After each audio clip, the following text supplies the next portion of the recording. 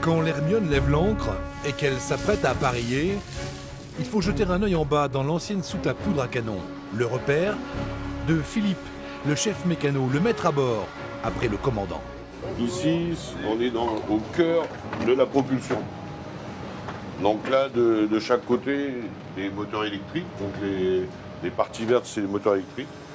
Et ce qu'il y a dessous, c'est les propulseurs. Moi, je suis un peu l'homme de l'ombre du bateau. Je suis le deuxième officier après le commandant. Mais c'est moi qu'on voit le moins parce que, en fait, moi, je suis là que pour aider le bateau quand il n'y a pas de vent. Voilà. Comme je disais, je suis un peu le vent du Koweït. Quand il n'y a pas de vent à l'extérieur, moi, j'ai du gasoil dans mes cuves qui fait avancer le bateau. La salle des machines de l'Hermione, c'est comme si vous plongiez dans le ventre d'un monstre, d'un navire armé pour être autonome pendant très longtemps. Ici, il faut fabriquer l'eau, il faut le traitement des eaux usées, la fabrication de l'électricité, tout est... On est complètement autonome. Ouais, c'est une vraie usine, quoi. C'est une usine. C'est une petite ville qui vit en autonomie. L'Hermione, ça reste un bateau moderne. Hein.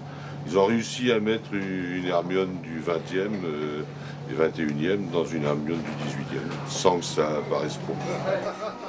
La soute à moteur, la propulsion, c'est le cœur du bateau.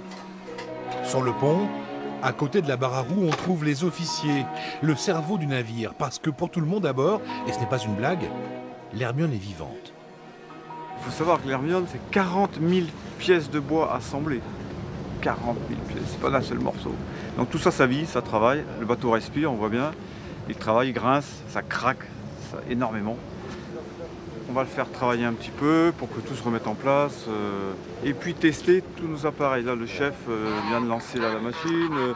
On va le mettre en condition un peu plus poussée. Pour détecter si quelque chose ne doit pas marcher, il vaut mieux que ce soit là, qu'on ait le temps de réparer. C'est bien pris, on est paré devant nous, Charles. Tu donnes l'ordre quand tu veux virer. Ok, bien reçu Stéphane. Après quelques jours passés dans le Pertuis, la frégate est en pleine forme, parée pour prendre la mer.